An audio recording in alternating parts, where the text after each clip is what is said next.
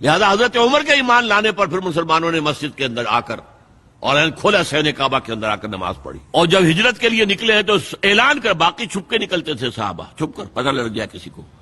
और आपने आकर वहां 2 रकत नमाज पढ़ी और कहा देखो मैं जा रहा हूं, हिजरत कर रहा हूं, अगर किसी की ख्वाहिश हो कि उसकी मां उसे रोए तो आए इस पहाड़ के पीछे मेरा मुकाबला कर ले, रोक ले मुझे। तो ये थे हजरत उमर।